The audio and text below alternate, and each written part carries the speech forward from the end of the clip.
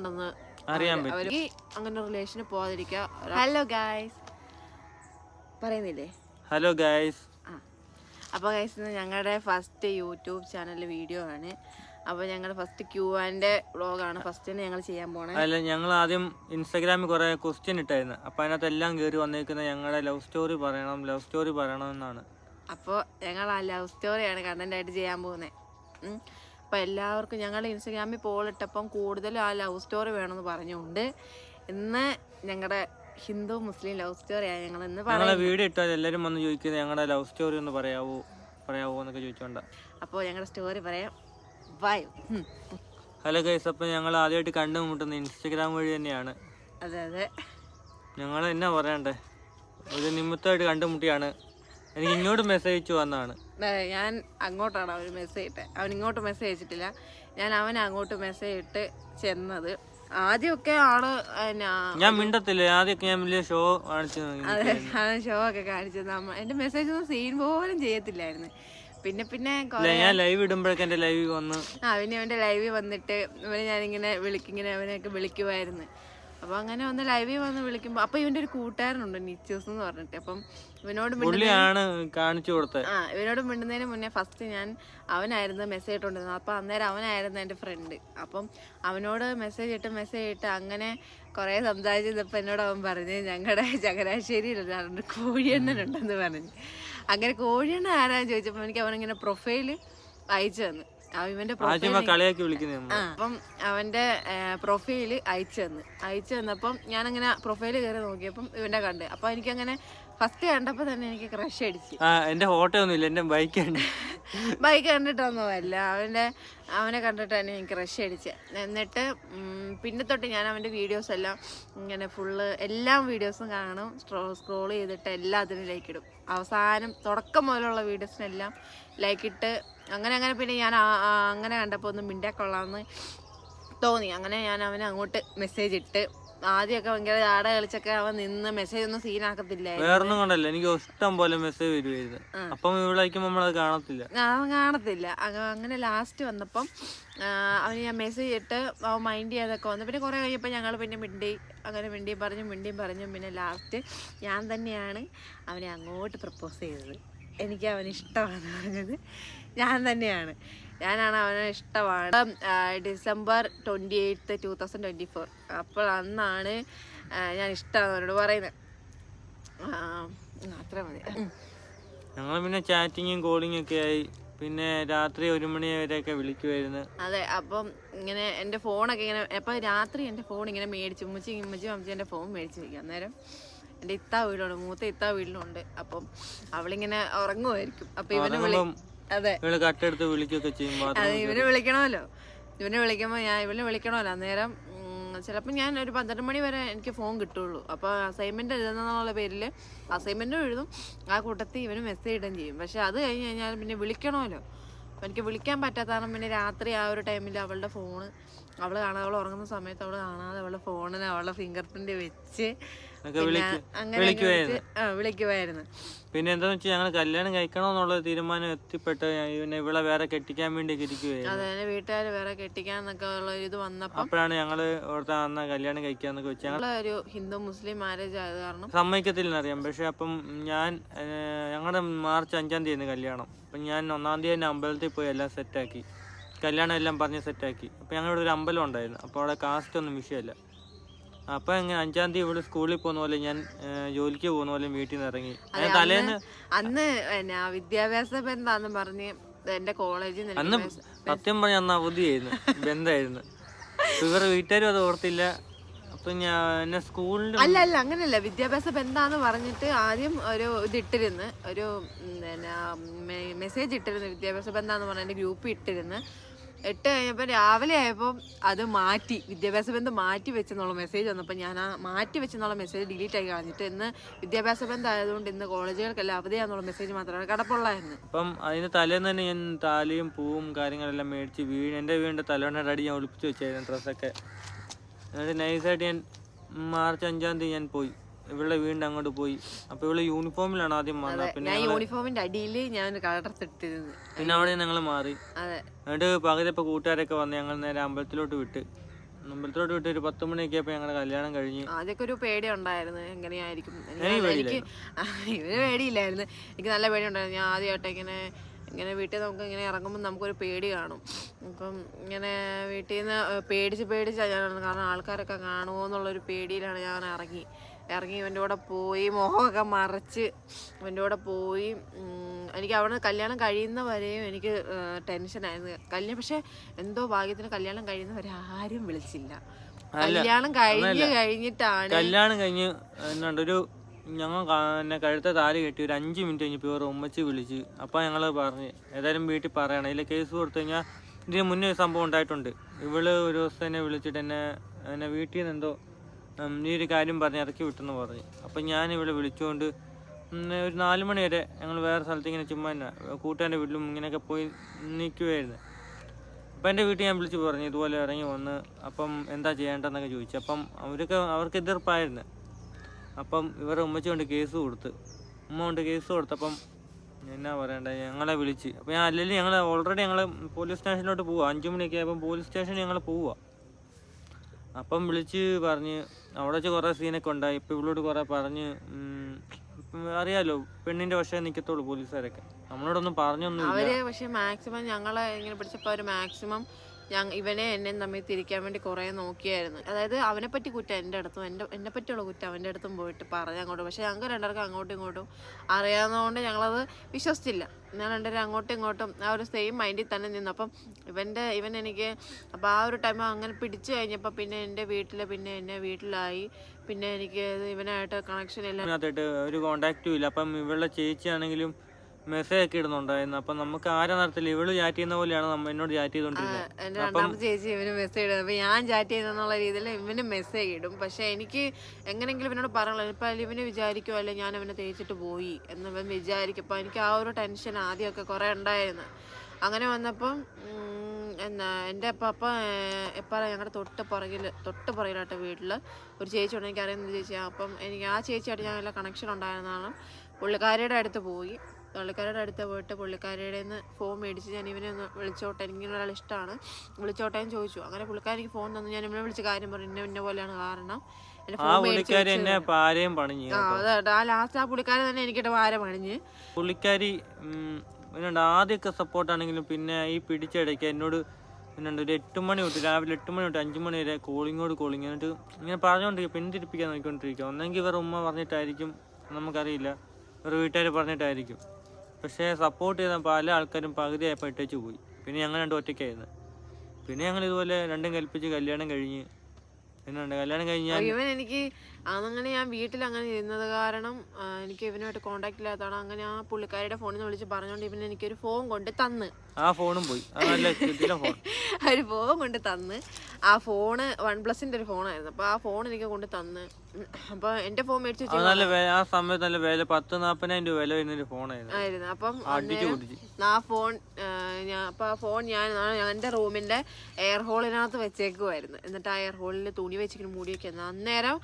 അന്നേരം അത് പിടിക്കത്തില്ലായിരുന്നു. ഞാൻ കുറേ കഴിഞ്ഞപ്പോൾ ഉമ്മച്ചി ഇങ്ങനെ പുറത്ത് ചപ്പെല്ലാം കത്തിക്കുന്ന സമയത്ത് എന്നെ വിളിച്ച്, ഉമ്മച്ചി ഇങ്ങനെ കണ്ടപ്പോൾ എന്നെ വിളിച്ചിട്ട് സോന അതെന്നാ ഇരിക്കുന്നത് നോക്കിയപ്പോൾ ഫോൺ ഇരിക്കുന്നത്, അതായത് അകത്തുനിന്ന് കാണത്തില്ല, പുറത്തുനിന്ന് എയർ ഹോളിൽ നിന്ന് ഫോൺ ഇരിക്കുന്നത് കാണാം. അങ്ങനെ ലാസ്റ്റ് അത് കണ്ട് പിടിച്ച് എന്ത് ചെയ്താലും തരത്തില്ല. ലാസ്റ്റ് ആ ഫോൺ അങ്ങ് എറിഞ്ഞ് പൊട്ടിച്ച്. അപ്പം അത് അങ്ങനെയുള്ള ആ ഒരു അതിൻ്റെ ഉണ്ടായിരുന്ന ആ ഒരു ഇതും കൂടെ പോയി. ഉണ്ടായിരുന്ന ആ ഒരു ഇവനെ വിളിക്കാനുണ്ടായിരുന്ന കോണ്ടാക്റ്റിൻ്റെ അതും അങ്ങനെ പോയി. പിന്നെ ഞാൻ കോളേജിൽ ഇറങ്ങിയ ഒരു ദിവസം നേരത്തെ അവനെ വിളിച്ചിട്ട് അവനോട് പറഞ്ഞ് മാർച്ച് 5-ാം തീയതി ഇന്ന ദിവസം കല്യാണം വേണം, മാർച്ച് 5-ാം തീയതി കാണാനൊക്കത്തുള്ളൂ, രാവിലെ വരണം, ഇന്ന ടൈം. വേറെ കെട്ടിച്ച് വിട്ടാനെ. അത് കോമഡി എന്നറിയോ നിങ്ങൾക്കറിയാം. ഞാനിപ്പോൾ ഒരു കാസ്റ്റിനായിട്ട് അങ്ങ് കുറ്റം പറഞ്ഞില്ല, പലയിടത്തും നടക്കുന്നുണ്ട്. നിനക്ക് എത്ര വയസ്സുണ്ട് ആ സമയത്ത്? 18-17 വയസ്സുള്ളായിരുന്നു. 17 വയസ്സുള്ളപ്പോൾ തന്നെ ഇവിടെ ഒരു കല്യാണം പ്ലാൻ ചെയ്യാൻ വേണ്ടി ഇരുന്നാണ്. അപ്പം എന്നാ പറയണ്ടേ, അപ്പം ആ ഒരു പേടിയും ഇനി പഠിക്കാൻ പറ്റത്തില്ല എന്നുള്ളൊരു ഭയവുമാണ് ഞങ്ങളിപ്പോൾ നേരത്തെ ഇങ്ങനെ കല്യാണം കഴിഞ്ഞത്. എനിക്ക് ആ ഒരു കല്യാണത്തിനോട് എനിക്ക് യാതൊരു തരത്തിലുള്ള താല്പര്യവും ഇല്ലായിരുന്നു. അത് ഇച്ചിരി ഒത്തിരി പ്രശ്നങ്ങളൊക്കെ ആ ഒരു ഇതിൽ നിന്നുണ്ടായി. എനിക്ക് ആ ഒരു ആലോചനയോട് എനിക്ക് താല്പര്യമില്ലായിരുന്നു. ആ പുള്ളി ആ ചെറുക്കനായിട്ട് എൻ്റെ എൻഗേജ്മെൻറ്റ് നടത്തിയതായിരുന്നു. പക്ഷെ അവൻ്റെ സ്വഭാവം ആയിക്കോട്ടെ ഒന്നും എനിക്ക് സത്യം പറഞ്ഞാൽ എനിക്ക് താല്പര്യമില്ലായിരുന്നു. എൻ്റെ വീട്ടുകാരുടെ ഒരു സമ്മതത്തോടെ മാത്രം നടത്തിയ ഒരു കാര്യമായിരുന്നു. പിന്നീട് അവൻ്റെ സ്വഭാവവും ആ ഒരു ഇതും അവൻ്റെ ക്യാരക്ടർ ഒരു വൃത്തിയായിട്ടൊരു മൈൻഡ് ആയത് കാരണം എനിക്ക് എങ്ങനെങ്കിലുമൊക്കെ അത് വേണ്ടെന്ന് വെക്കണം എന്നുള്ള മൈൻഡായിരുന്നു. അതന്നെയല്ല, ഈ എൻഗേജ്മെന്റിന്റെ ഫോട്ടോയും വീഡിയോയും തന്നെയാണ് ഞങ്ങളെ രണ്ടാക്കാൻ വേണ്ടി കുറെ പേര് നോക്കിയിട്ടുണ്ട്. അവൾ അങ്ങനെയാണ് ഇങ്ങനെ പോയതാണെന്നൊക്കെ പറയും. ഇവന് കുറേ പേര് ഇവന് ഫോട്ടോ ഒക്കെ അയച്ചു കൊടുത്ത് മാക്സിമം ഞങ്ങൾ എങ്ങനെയൊക്കെ ആക്കാവോ അങ്ങനെ എല്ലാം നോക്കിയിട്ടുണ്ട്. അതിന് ഇവൻ എന്നെ കാണിച്ചിട്ടുമുണ്ട്. കല്യാണം കഴിഞ്ഞിട്ടാണ് ഇവൻ എന്നെ കാണിക്കുന്നത് ഇന്ന പോലെ ആൾക്കാരൊക്കെ എനിക്ക്. പക്ഷെ ഞാൻ ഇവളോട് പറഞ്ഞില്ല കേട്ടോ, ഞാൻ ഇവളോട് ആ ഒരു കാര്യമേ ഉണ്ടായിരുന്നില്ല. പക്ഷെ കല്യാണം കഴിഞ്ഞ് ഞാൻ കാണിച്ചു കൊടുത്തു ആരൊക്കെ ഇങ്ങനെ അയച്ചു, ആരൊക്കെ പറഞ്ഞ് മെസ്സേജ് എല്ലാം കാണിച്ചു കൊടുത്തത്. അതിന് മുന്നേ ഞാൻ ഒന്നും പറഞ്ഞിട്ടില്ല, സാധാ രീതി പോലെ പോയി. അപ്പൊ അവര് പറഞ്ഞ് ഞാൻ മൈൻഡ് ആക്കില്ല. ഞാൻ ഇല്ലിക്കൂടെ ഒന്ന് വിടുന്ന ഒരു കാര്യമാണ് ഞാൻ ചെയ്തത്. അപ്പം എനിക്ക് സത്യം പറഞ്ഞാൽ എനിക്ക് ഒത്തിരി പേടിയുണ്ടായിരുന്നു. ഇവൻ ഇനി ഇതെല്ലാം കേട്ടിട്ട് എന്നെ ഇട്ടിട്ട് പോകും. പക്ഷെ ഇവനായതുകൊണ്ട് നിന്ന് അവൻ എന്നെ മനസ്സിലാക്കി ആ സമയത്തെല്ലാം എൻ്റെ കൂടെ നിന്ന്. അപ്പം അങ്ങനെ ഞങ്ങളെ കാര്യങ്ങളെല്ലാം നല്ല രീതിയിൽ നടന്ന് ഒത്തിരി എതിർപ്പുകളും കാര്യങ്ങളൊക്കെ ഉണ്ടായിരുന്നു. സ്റ്റേഷനിലായി, പോലീസ് സ്റ്റേഷനിലായി, പ്രശ്നങ്ങളായി, അങ്ങനെ കുറേ കാര്യങ്ങളെല്ലാം കഴിഞ്ഞ് എല്ലാം താണ്ടി ഞങ്ങളിങ്ങനെ ഇവിടം വരെ എത്തി. ഇപ്പോൾ കല്യാണം കഴിഞ്ഞിട്ട് ഇപ്പോൾ 2 വർഷമായി. 2 വർഷം ആകാൻ പോകുന്നു. ഇപ്പോൾ ഒരു കൊച്ചുമായി. ഇപ്പോൾ ഞങ്ങൾ ഹാപ്പി ആയിട്ടിരിക്കുവാണ്. പക്ഷെ അതല്ല, ഞങ്ങളുടെ കല്യാണം കഴിഞ്ഞിട്ട് ഞങ്ങൾ വീട്ടിൽ കയറിയത് 10 മണിക്ക്. എൻ്റെ വീട്ടിൽ അറിഞ്ഞിട്ടില്ല. ഞാൻ ഇവിടെ വേങ്ങലിനൊരു സ്ഥലമുണ്ട്, അവിടെ പോയി നിൽക്കുക. ഇവനും ഞാനും ഇവൻ്റെ ഫ്രണ്ട്സും അവരെല്ലാവരുമായിട്ട് ഇവൻ്റെ വീട്ടിൽ എങ്ങനെയാണ് റിയാക്ഷൻ അറിയത്തില്ലല്ലോ. ഇവൻ്റെ അമ്മയ്ക്കും ഒക്കെ എല്ലാവർക്കും ഇങ്ങനെ റിയാക്ഷൻ അറിയാത്ത കാരണം ഞങ്ങൾ വീട്ടിൽ പോകാതെ ഞങ്ങളിവിടെ സ്ഥലമുണ്ട് വേങ്ങൽ എന്ന് പറഞ്ഞിട്ട് അവിടെ പോയി ഞങ്ങൾ ഒരു 10 മണി വരെ എന്ത് ചെയ്യണമെന്ന് അറിയത്തില്ല. ഇവൻ്റെ അമ്മ ഇവനെ വിളിക്കുന്നുണ്ട്, എന്ത് ചെയ്യണം എന്ത് പറയണം ഒന്നും അറിയത്തില്ല. ലാസ്റ്റ് 10 മണിക്ക് ഞാൻ തന്നെ അച്ഛനെ വിളിച്ചിട്ട് ഇന്നപോലെ കാര്യങ്ങളൊക്കെ പറഞ്ഞു. അപ്പൊ അച്ഛൻ പറഞ്ഞു എന്താ ചെയ്യാനാ, കെട്ടിപ്പോയില്ലേ എന്ന് പറഞ്ഞ് കൊണ്ടുവരാൻ പറഞ്ഞു അല്ലേ. അതായിരുന്നു എന്റെ പ്ലാനിങ്. കാരണം നമ്മൾ കല്യാണം കഴിച്ച് കഴിഞ്ഞാൽ പിന്നെ നമ്മൾ ആണുങ്ങളുടെ വീട്ടിൽ നിന്ന് ഇറക്കി വിടത്തില്ല. അപ്പം കൊണ്ടുവരാൻ പറഞ്ഞു. വീട്ടിൽ വന്നപ്പോ ഇവന്റെ അമ്മ ഇങ്ങടുത്ത് ഉറയിച്ചത്. അമ്മ പ്രതീക്ഷിച്ചില്ല ഇതാരാ എന്താ. കാരണം അമ്മയ്ക്ക് അവനെ ഭയങ്കര കാര്യമായിരുന്നു. ഇവൻ അങ്ങനെ ഒരാളെ സ്നേഹിക്കുന്നുണ്ടെന്നുള്ള കാര്യം പോലും അവൻ്റെ അമ്മയ്ക്ക് അറിയത്തില്ലായിരുന്നു. സത്യം പറഞ്ഞാൽ ഞെട്ടിപ്പോയി. ഇവനിങ്ങനെ ഒരാൾ ഇഷ്ടപ്പെടുന്നുള്ള കാര്യമാണ് ഇപ്പം തന്നെ ഞെട്ടിപ്പോയി. എന്നെ കണ്ടപ്പം മുസ്ലിം ആണെന്നുള്ള കാര്യമൊക്കെ അറിഞ്ഞപ്പം ആദ്യമൊക്കെ ഒരു ഇതുണ്ടായിരുന്നു. പിന്നെ വന്ന് ഇപ്പൊ കുഴപ്പമൊന്നുമില്ല, നന്നായിട്ട് പോകും. പിന്നെ ഇപ്പം ഞങ്ങളോട് കുറെ പേര് ചോദിക്കുന്നു ഹിന്ദു മുസ്ലിം എങ്ങനെയാന്ന്. അതെ, അതൊരു അത്ഭുതം എന്ന് പറഞ്ഞാൽ മതി. ഞാൻ പറ്റേ ഇതിപ്പം 2 കാസ്റ്റും മോശമല്ല. ഇതെന്ന് പറയുമ്പോ എന്നാണ്ട് പിന്നെ ഒരു ആന കുത്തിക്കഴിഞ്ഞ് എങ്ങനെ ഇരിക്കും, അതേപോലെ സംഭവം നടക്കുന്നത്. ഇതിപ്പം ഒരു മുസ്ലിം പെണ്ണാണെങ്കിൽ അവർക്ക് കുരു കിട്ടും. കാരണം വെച്ചാൽ ഹിന്ദു ഇങ്ങനെ കയറുമ്പോൾ അറിയാമല്ലോ. കുറേ പേര് വന്നിട്ട് ഞങ്ങളുടെ ഇൻസ്റ്റഗ്രാമിൽ ഞങ്ങൾ ഹിന്ദു മുസ്ലിമിൻ്റെ കുറേ വീഡിയോസുകൾ ഞങ്ങൾ ഇട്ടിട്ടുണ്ട്. കുറേ പേര് വന്നിട്ട് ഞാൻ കാഫിറായി, എന്നെ കാഫിറിനെ കിട്ടി എന്നൊക്കെ പറഞ്ഞിട്ട് എന്നെ വൃത്തികെട്ട രീതിയിലും DMലൊക്കെ വന്നിട്ട് ഇങ്ങനെ പറയുന്നുണ്ട്. ശരി കാര്യമുണ്ട്. എന്നെ ഇങ്ങനെ കാരണം എനിക്കിപ്പം മുസ്ലിം എന്നൊരു കാസ്റ്റിനോട് തന്നെ ഒരു ഇതായിട്ടുണ്ട്. കാരണം എന്ന് വെച്ച് കഴിഞ്ഞാൽ എനിക്ക് ഇതിന് ഇവിടെ കിട്ടുന്ന മുന്നേ ഭയങ്കര കുഴപ്പമില്ലാത്തൊരു കാസ്റ്റ് ഒന്നും പറയാനൊക്കത്തില്ല. കാരണം എല്ലാവരും അഡ്ജസ്റ്റ് ചെയ്യുന്നതിന് കുറച്ചിതുണ്ട്. എല്ലാ മുസ്ലിങ്ങളെല്ലാരും കൂടെ വന്നിട്ട് കമന്റ് ബോക്സിൽ വന്ന് അങ്ങനെ പറഞ്ഞ ആർക്കാണേലും വരും, എന്നെ പറ്റി വേണ്ടാത്തൊക്കെ പറയും. അപ്പൊ ഞാൻ പറ്റേ ഇവിടെ ചെയ്ത തെറ്റെന്ന് പറയുന്ന മുസ്ലിമായിട്ട് ജനിച്ചു പോയി ഒരു തെറ്റ് മാത്രമേ ചെയ്തിട്ടുള്ളൂ, വേറൊരു കുഴപ്പമില്ല. കാരണം എന്ന് വെച്ച് കഴിഞ്ഞാൽ എനിക്ക് ഇവിടെ കെട്ടുന്ന മുന്നേ ബഹുമാനവും എന്നെ ഇഷ്ടമുള്ളൊരു കാസ്റ്റ് തന്നെയായിരുന്നു മുസ്ലിം എന്ന് പറയുന്നത്. ഇവിടെ കെട്ടി ഞങ്ങളൊരു വീഡിയോ ഇടാൻ തുടങ്ങിയപ്പോൾ എനിക്ക് ആ ഒരു മുസ്ലിം എന്നുള്ളൊരു കാസ്റ്റിനോടുള്ള ഒരു സ്നേഹമൊക്കെ അങ്ങ് പോയി കിട്ടുകയാണ് ചെയ്തത്. കാരണം അത് വേറൊന്നും കണ്ടില്ല, കാസ്റ്റ് ഒന്നും നോക്കിയിട്ട് ഒരു കാര്യമില്ല. സത്യം പറഞ്ഞ ഞങ്ങൾക്കറിയാലോ മുസ്ലിങ്ങളുടെ ഒരു ഇതെന്ന് പറയുമ്പോൾ മുസ്ലിംസിനെ തന്നെ കെട്ടുന്നതാണ് രീതി. പക്ഷെ ഞാൻ മുസ്ലിം ആണോ ഹിന്ദു ആണോ ക്രിസ്ത്യൻ ആണോ എന്നൊന്നും അല്ല ഞാൻ നോക്കിയത്. ഞാൻ കാസ്റ്റ് നോക്കിയല്ല ഞാൻ ആരെയും സ്നേഹിക്കുന്നത്. ഞാൻ ഇവനെ സ്നേഹിച്ചത് ഞാൻ അവൻ്റെ മനസ്സ് കണ്ടിട്ടാണ്. ഞാൻ എങ്ങനെയാണ്, ഞാൻ ഓക്കെ ആണോ, ഞാൻ കംഫർട്ടാണോ എന്നെല്ലാം നോക്കിയിട്ട് മാത്രമാണ് ഞാൻ അവനെ സ്നേഹിച്ചത്. അവിടെ കാസ്റ്റ് ഞാനൊന്നും നോക്കിയിട്ടില്ല. കാസ്റ്റും ലുക്കും നോക്കിയിട്ട് ഒരു കാര്യവുമില്ല. കാസ്റ്റ് നോക്കിയിട്ടൊന്നും കാര്യമില്ല. നമ്മളൊരു മുസ്ലിമിനെ തന്നെ കെട്ടിയിട്ട് ഇപ്പം എത്ര കാശുള്ളവനെ കെട്ടിയെന്ന് പറഞ്ഞാലും ചെന്ന് കയറുന്ന അവിടെ ആളിങ്ങനെയാണെന്ന് അറിഞ്ഞാൽ പോയി. അപ്പോൾ ഒരിക്കലും ഒരാളെ ഇപ്പോൾ ഒരു ഒന്നുമില്ലാത്ത പാവപ്പെട്ട ഒരു ചെറുക്കനെയാണ് കിട്ടുന്നതെങ്കിൽ പോലും, അത് വേറെ കാസ്റ്റ് ആണെങ്കിൽ പോലും അവരെ ഒരിക്കലും ജഡ്ജ് ചെയ്യരുത്. നല്ല മനസ്സുള്ള ചെറുക്കനാണെങ്കിൽ മാക്സിമം മക്കളെ അവർക്ക് കെട്ടിച്ചു കൊടുക്കാൻ നോക്കുക. അല്ലാതെ ഈ ഒരു കാസ്റ്റ് ബേസിന്റെ പേര് പറഞ്ഞാൽ, സത്യം പറഞ്ഞാൽ ഇപ്പോൾ എനിക്ക് കാസ്റ്റ് ഇങ്ങനെ പറയുന്നത് എനിക്ക് ഒട്ടും ഇഷ്ടമല്ല. കുറേ പേര് വന്നിട്ട് ഞങ്ങളുടെ കമന്റ് ബോക്സിൽ വന്ന കാസ്റ്റിനെ പറ്റി പറയുന്നത് എനിക്ക് ഒട്ടും ഇഷ്ടമല്ല. കുറേ പേര് അതെ, അവൻ കുറേ റിപ്ലൈ കൊടുക്കുന്നുണ്ട്. എൻ്റെ DM-ൽ വന്നിട്ട് എന്നെ വൃത്തിയായിട്ട രീതിയിൽ പറയുന്നുണ്ട്. അങ്ങനെ പറഞ്ഞാണ് ഒന്നത്തെ കാര്യം ഇവനും വെറുപ്പായത്. ഇങ്ങനെ ഇതിന് മാത്രം കാണുന്ന കാസ്റ്റിൻ്റെ പേരും പറഞ്ഞ് ഇത്ര പ്രശ്നമാണ് കാര്യമില്ല. പിന്നെ എൻ്റെ വീട്ടിൽ നേരത്തെ ഓക്കെ അല്ലായിരുന്നു, ഇപ്പോൾ ഓക്കെ ആണ്. ഇപ്പം എൻ്റെ വീട്ടിൽ എന്നെ ഇവനെയും കയറ്റി. ഞങ്ങൾക്ക് ആർക്കും ഇപ്പോൾ കുഴപ്പമില്ല. എൻ്റെ വീട്ടുകാർക്കും ഞങ്ങൾക്ക് ആർക്കും ഇല്ലാത്ത കുഴപ്പങ്ങളാണ് ഇപ്പം നാട്ടുകാർക്കും ആൾക്കാർക്കും ഒക്കെ. ഞങ്ങൾക്ക് കുഴപ്പം, ഞങ്ങൾ ഹാപ്പിയാണ്. കാരണം ഞങ്ങൾക്ക് കുറച്ച് പൈസ കുറവുണ്ടെന്നേ ഉള്ളൂ. പൈസയുടെ ബുദ്ധിമുട്ട് എല്ലാവർക്കും പൈസയുടെ ബുദ്ധിമുട്ടുണ്ട്. ആ ഒരു പൈസയുടെ ബുദ്ധിമുട്ട് അതുകൊണ്ട് തന്നെയാണ് യൂട്യൂബിലോട്ട് വരാൻ ഞങ്ങൾ ഇതിലോട്ട് അറിയുമ്പോൾ നിങ്ങളുടെയൊക്കെ സപ്പോർട്ടും കാര്യങ്ങളും ഒക്കെ നമുക്ക് വേണം. ഇതിപ്പോൾ ആദ്യമായിട്ട് ഈ ഒരു Q&A ആയതുകൊണ്ടാണ് ഇപ്പം മര്യാദയ്ക്ക് ഞങ്ങൾ ഈ ഒരു ബ്ലോഗൊക്കെ എടുക്കുന്നത്. പക്ഷെ ഇതിലും ആക്റ്റീവായിട്ട് നല്ല കണ്ടന്റ് ആയിട്ട് ഞങ്ങൾ വരുന്നുണ്ട്. പക്ഷെ ഞങ്ങളൊന്ന് സപ്പോർട്ട് ചെയ്യണം. കാരണം നിങ്ങളുടെ സപ്പോർട്ട് എല്ലാവരും വേണം. കാരണം വെച്ചാൽ ഞങ്ങൾ 0 തുടങ്ങിയ ആൾക്കാരാണ്. ഇപ്പൊ ഇനി ഒരു കൊച്ചുണ്ട്. എല്ലാവരും വന്നിട്ട് നമ്മൾ ഇൻസ്റ്റഗ്രാമിൽ നമ്മൾ റീൽസ് ഇടും. എല്ലാവരും നമ്മുടെ നെഗറ്റീവ് കാണാൻ വേണ്ടിയിട്ടല്ല, ആരും സപ്പോർട്ടില്ല. നമ്മൾ മനസ്സിലാക്കിയൊരു കാര്യം എന്ന് വെച്ചാൽ, ഇന്റർകാസ്റ്റ് ഉള്ളവരെ പിടിച്ച് ഞാൻ അമ്മമാരോടും അച്ഛന്മാരോടും പറയാനുള്ളത്, നിങ്ങളെ കെട്ടിച്ചു കൊടുക്കും. കാസ്റ്റ് ഒന്നും നോക്കിയിട്ട് ഒരു കാര്യമില്ല. ഇപ്പം നിങ്ങളുടെ മോളെ ഒരു ഗവൺമെൻറ് ജോലിക്കാരനോ അതോ സ്വന്തം കാസ്റ്റുള്ളവനെ കെട്ടിച്ചു കൊടുത്ത് അവൻ പീഡിപ്പിച്ച് കൊല്ലുവാണെങ്കിൽ എന്താ, ആ മോള് തന്നെ ഇല്ലാതായി പോവും.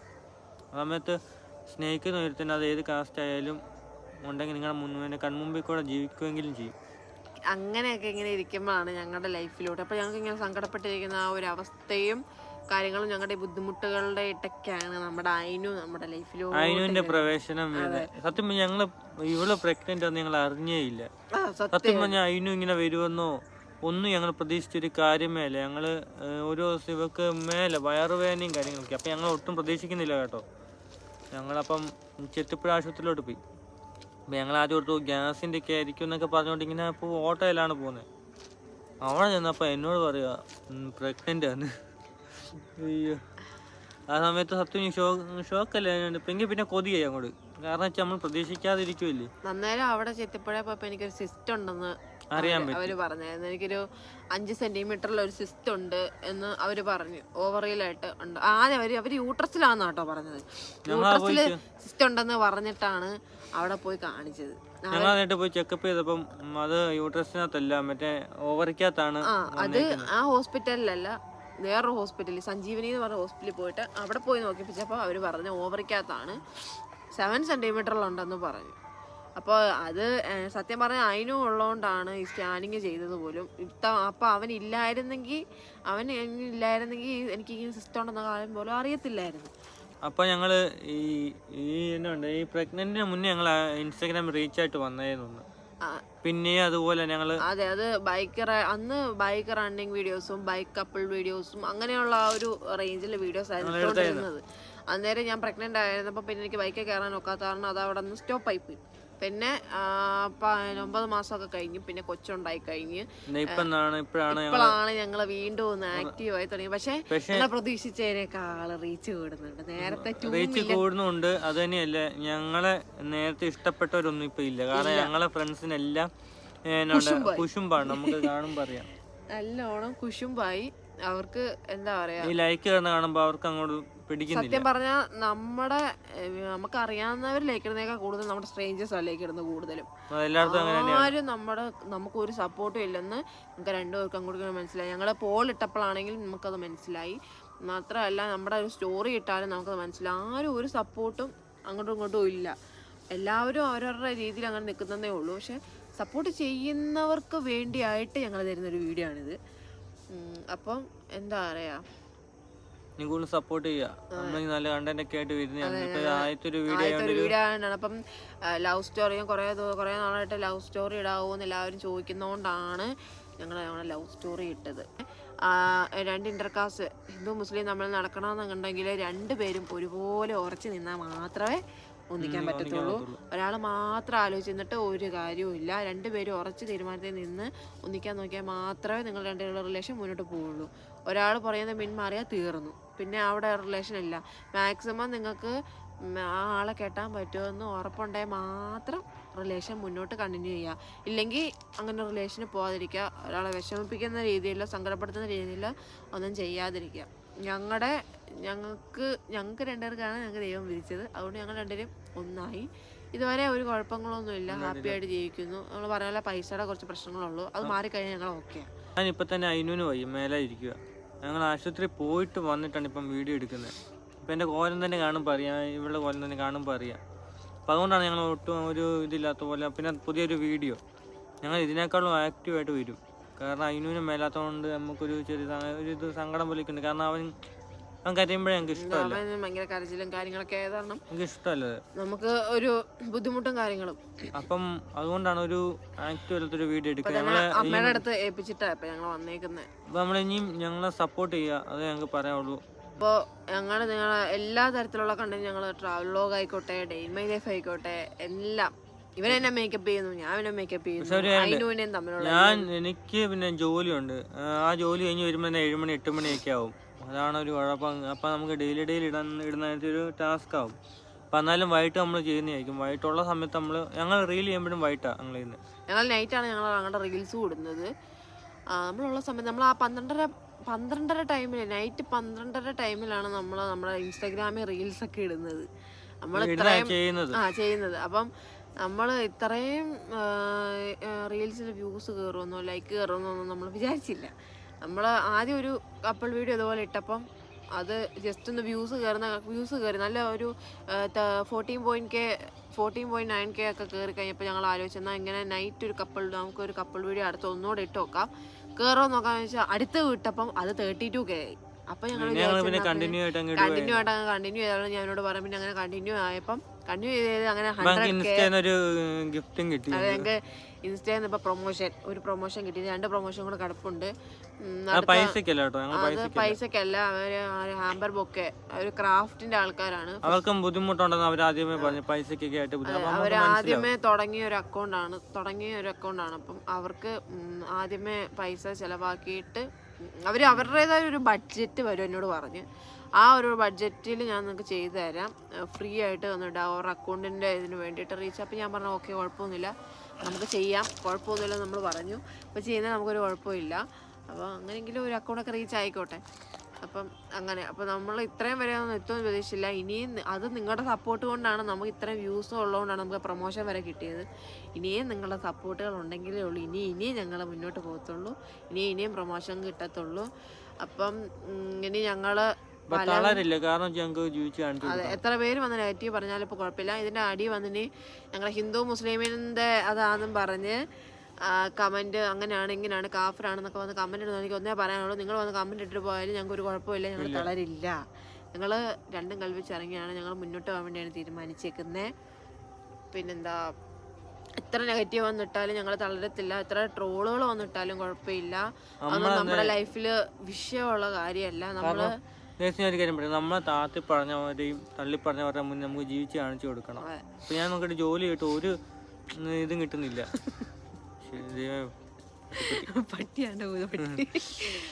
അപ്പം അങ്ങനെയുള്ളവരുടെ മുന്നിൽ ഒന്ന് ജീവിച്ച് കാണിച്ചു കൊടുക്കണം. കാരണം എനിക്കൊരു കൊച്ചു വളർന്നു വരുന്നുണ്ട്, ഇവളുടെ കാര്യമല്ല എനിക്ക് നല്ലോണം നോക്കണം. അപ്പൊ ഗൈസ് നമുക്കെന്നാ വീഡിയോ നിർത്തിയേക്കാം. അതെ, സമയം രാത്രി ആവാറായി, 6 മണി 6:30 അപ്പോൾ നമ്മൾ ഇനിയും നല്ല കണ്ടന്റ് ആയിട്ട് വരുന്നതാണ്. അപ്പോൾ നിങ്ങൾ എല്ലാവരും സബ്സ്ക്രൈബ് ചെയ്യണം, വീഡിയോ സബ്സ്ക്രൈബ് ചെയ്യണം, ലൈക്ക് ചെയ്യണം, ബെൽ ബട്ടൺ എനേബിൾ ചെയ്യണം. അടിപൊളി കണ്ടന്റ് ആയിട്ട് വരുന്നതാണ്. ഇപ്പം ലവ് സ്റ്റോറി കണ്ടന്റ് പറയാൻ വേണ്ടി പറഞ്ഞവർക്ക് വേണ്ടിയിട്ടും എല്ലാവർക്കും വേണ്ടിയിട്ട് കേട്ടോ, ലവ് സ്റ്റോറി പറയാൻ വന്നിട്ടുണ്ട്. എസ്പെഷ്യലി അവർക്ക് വേണ്ടിയിട്ടാണ് ഞങ്ങളുടെ ഹിന്ദു മുസ്ലിം ലവ് സ്റ്റോറി പറഞ്ഞത്. അപ്പോൾ നിങ്ങളുടെ എല്ലാവരും മാക്സിമം സപ്പോർട്ട് ഉണ്ടായിരിക്കണം. അപ്പോൾ ശരി, അപ്പോൾ ഞങ്ങൾ ഇനി അടുത്ത ഒരു നെക്സ്റ്റ് ഒരു വ്ലോഗിലൂടെ വരുന്നതാണ്. അപ്പോൾ